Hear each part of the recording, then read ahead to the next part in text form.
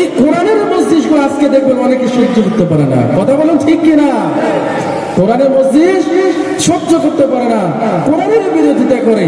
এই ধরনের মানুষ সমাজের মধ্যে আছে না নাই? ইংরেজরাও চেষ্টা করেছিল কোরআনের মাহফিল বন্ধ করতে, কোরআনের আওয়াজ বন্ধ করতে। প্রায় 2 লক্ষ কোরআনের কপি তারা আগুনে জ্বালিয়ে দিয়েছিল। জোরে বলে নাউজুবিল্লাহ। 55,000-এর মতো, কত? 55,000-এর মতো উলামায়ে কেরামকে তারা ফাঁসির কাস্টে ঝুলিয়ে শুটকি মাছের মতো বানিয়ে তারা নির্মম ভাবে শহীদ করে দিয়েছিল। কোরআনের মাহফিল বন্ধ করার কারণে, কোরআনের আওয়াজ বন্ধ করার কারণে। সম্ভব হয়েছে? হয় নাই। কেন হয় নাই? এই কোরআন কার কিতাব? আল্লাহর কিতাব, আল্লাহ রাব্বুল আলামিনের কিতাব। আর আল্লাহ রাব্বুল আলামিন বলেন, ইন্না নাহনু নাযালনা যিকরা ওয়া ইন্না লাহু লাহাফিজুন।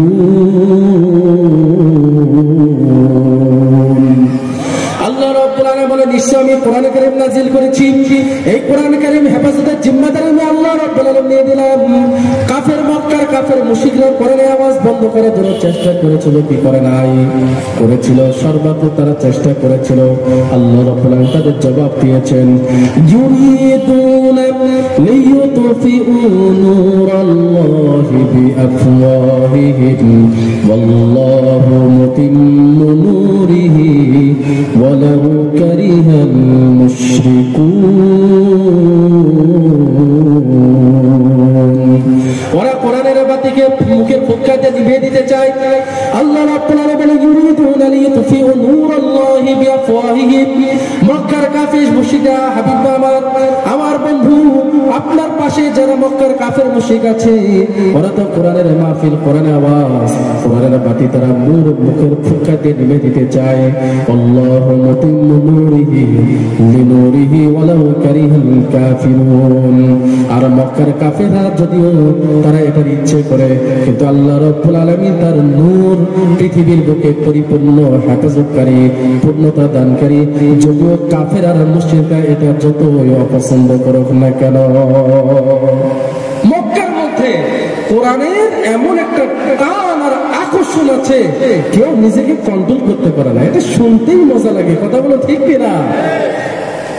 নবীজি সাল্লাল্লাহু আলাইহি ওয়াসাল্লাম কোরআনের দাওয়াত দেয়, আর মক্কার মুশরিকরা জান প্রাণ দিয়ে এটা বন্ধ করার জন্য চেষ্টা করে। নাউযুবিল্লাহি মিন যালিক। নবীজি সাল্লাল্লাহু আলাইহি ওয়াসাল্লাম বিরোধিতা করে। বর্তমান জামানাও নবীজি সাল্লাল্লাহু আলাইহি ওয়াসাল্লামের বিরোধিতা করে, তার ওয়ারিসের বিরোধিতা করে, নবীজিকে নিয়ে কটূক্তি করে। এই ধরনের মানুষ সমাজের মধ্যে আছে না নাই? আমাদের সমাজের ভাষায় বলে, ফড়িংয়ের পাখা গজায় মরিবার তরে। কি বলে? ফড়িংয়ের পাখা গজায় মরিবার তরে। ইদানিং দেখা যায় রাখাল সাহা নামে এক কুলাঙ্গা, যেই কুলাঙ্গা আমার নবীকে নিয়ে কটূক্তি করে। ও রাখাল সাহা, তুমি কোথায় হাত দিয়েছো? তুমি তো মৌমাছি চাকের মধ্যে হাত দিয়েছো। যে মৌমাছি চাকের মধ্যে ছোবক দিলে নিজের জানের কোনো নিরাপত্তা থাকে না। কথা বলুন ঠিক কিনা? মুসলমান তাদের জানের চাইতো তাদের নবীকে সবচেয়ে বেশি ভালোবাসে। কথা বলুন ঠিক কিনা? আমরা আমাদের নবীজিকে সবচেয়ে বেশি ভালোবাসি। আমার বাবাকে গালি দিলে আমার সহ্য হবে, কিন্তু আমার নবীজিকে গালি দিলে আমাদের বৃদ্ধ পরিমাণ সহ্য হবে না। কথা বলুন ঠিক কিনা? রাখাল সাহা নবীকে নিয়ে কটূক্তি করে, নবী সাল্লাল্লাহু আলাইহি ওয়াসাল্লামের সঙ্গে বেয়াদবি করে। এই কুলাঙ্গা যারা নবীজির সঙ্গে বেয়াদবি করে, তারা রাসূলের দুশমন, আল্লাহর দুশমন, ইসলামের দুশমন, মুসলমানদের দুশমন ও মানবতার দুশমন। ও মুসলমানদের গুস্তাখে রাসূলের কোনো জাতীয় পরিচয় নাই, গুস্তাখে রাসূলের কোনো রাষ্ট্রীয় পরিচয় নাই, গুস্তাখে রাসূলের জন্য কোনো ধর্মের পরিচয় নাই। গুস্তাখে রাসূলের পরিচয় একটাই, সে খোদাদ্রোহী, সে আল্লাহর শত্রু, রাসূলের শত্রু, মুসলমানদের শত্রু, ইসলামের শত্রু, জাতির দুশমন। গুস্তাখে রাসূলের একটাই শাস্তি, মান সাব্বা নাবিয়ান ফাকতুলু, মান সাব্বা নাবিয়ান ফাকতুলু। যে রাসূলকে কটূক্তি করে, রাসূলকে গালি দেয়, তার একমাত্র শাস্তি মৃত্যুদণ্ড, মৃত্যুদণ্ড, মৃত্যুদণ্ড। এই জন্য ওরা বলতে চায় যে দেশের স্থিতিশীল পরিস্থিতিকে আপনারা অস্থিতিশীল পরিস্থিতি তৈরি করবেন না।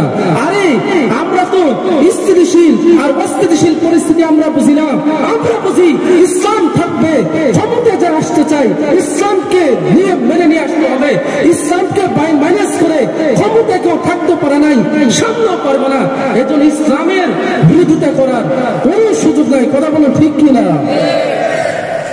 বাংলার জমিন যতদিন থাকবে, কোরআনের আওয়াজ ততদিন থাকবে। কথা বলো ঠিক কিনা? এই জন্য যারা থাকবে, কে আছে কে নাই এটা আমরা বুঝি না। তোমরা থাকবা তো কোরআনের আওয়াজ মেনে নিয়ে থাকবে, কোরআনের বিধান মেনে নিয়ে থাকতে হবে। কোরআনের বিধানের বিরুদ্ধে বিরুদ্ধাচরণ করবা, বিরুদ্ধাঙ্গুল দেখাবা, তোমার হাত আমরা উপরে ফেলবো। কথা বলো ঠিক কিনা? আরে আমরা তো তোমার কি আমাদেরকে ভয় দেখাবে? এরা ভয় দেখে আমাদেরকে, কি দেখায়? ভয় দেখায়। আমরা তো কাউকে গণনা করার সুযোগ নেই। এরা বলে যে মোল্লারা কি জানে, মোল্লারা তো এমন জানে। মোল্লারা তোমার জন্মের আগে কি ছিল, তোমার জন্মের পরে কি, পৃথিবীর সূচনার আগে কি ছিল, পৃথিবীর সূচনার পরে কি হবে, কবরের জগতে কি হবে, কবরের পরে কি হবে, হাসরে কি হবে, ফুলসিরাতে কি হবে, জান্নাত হবে নাকি জাহান্নাম হবে, পুরো ইতিহাস মোল্লারা জানে। কথা বলুন ঠিক কিনা? এজন্য বিরোধিতা করার কোন সুযোগ না। আমরা তোমাদেরকে গণনাই করি না। তার কারণ হলো এরা বলে এরা কি দেখাবে? আরে আমাদেরকে তোমরা বলে দেখাবে কি? দেখো আমরা তো এমন এক জাতি, এমন এক জাতির উত্তরসূরি যারা মাত্র 313 জন নিরস্ত্র বাহিনী, বদরের ময়দানে সশস্ত্র বাহিনী 1000 বাহিনীকে কচুকাটা করে খেজুরের ডাল দিয়ে পেটায়া 70 জনকে জাহান্নামের টিকিট দিয়ে বদরের ময়দানে কবর রচনা করে 70 জনের গলার মধ্যে সকলের রশি লাগিয়ে কাঁধে মদিনার মধ্যে নিয়ে গেছি। আমরা তো সেই মোহাম্মদ রাসূলুল্লাহর উত্তরসূরি। কথা বলে ঠিক কিনা?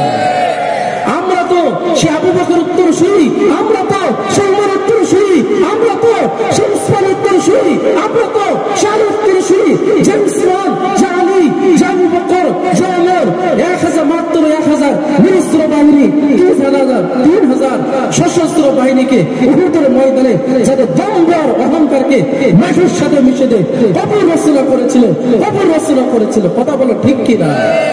আরে আমরা তো সেই খালিদ বিন ওয়ালিদের উত্তরসূরি, আমরা তো সেই আবু উবাইদা বিন জাররাহর উত্তরসূরি, আমরা তো সেই মুহাম্মদ বিন কাসিমের উত্তরসূরি, আমরা তো সেই মুহাম্মদ রাসূলের উত্তরসূরি। মাত্র 3000 মুসলমানদের নিরস্ত্র বাহিনী 10,000 সশস্ত্র বাহিনীকে খন্দকের ময়দানে তাদের দম্ভ আর অহংকারকে মাটির সাথে মিশে দিয়েছিল। আমরা তো সে খালিদ বিন ওয়ালিদের উত্তরসূরি, আমরা তো সে আবু উবাইদা বিন জাররাহর উত্তরসূরি। মাত্র 30,000 বাহিনী, 2 লক্ষ সশস্ত্র বাহিনীকে মুতার যুদ্ধে, জর্ডানে মুতার যুদ্ধে কচুকাটা করে সুপার পাওয়ার ক্ষমতার অধিকারী রোম আর পারস্যের তাদের ক্ষমতা, তার দম্ভ অহংকারকে মাটির সাথে মিশে দিয়ে তাদের কবর রচনা করেছিলাম, কবর রচনা করেছিলাম। কথা বলো ঠিক কিনা? আমরা তো সে মোহাম্মদ বিন কাসেমের উত্তরসূরি, যে মাত্র 5,000 মাত্র 5,000 বাহিনী, যে ভারতের অহংকারী রাজা, দম্ভ রাজা দাহিরের 1 লক্ষ বাহিনীকে, সশস্ত্র বাহিনীকে ভারতের সিন্ধু নদীর পারে কচুকাটা করে রাজা দাহিরকে ভোলা পানিতে চুপিয়ে কচুকাটা করে রাজা দাহিরের তখ্ত তাগুতকে নাস্তানাবুদ করে দিয়ে তার অহংকার দম্ভকে মাটির সাথে মিশে দিয়ে সিন্ধু নদীর পারে তার কবর রচনা করে কালিমার পতাকা ভারতের জমিনে উড্ডীন করেছিলাম। কথা বলো ঠিক কিনা? এর জন্য আমাদেরকে আঙ্গুল দেখানোর সুযোগ নাই।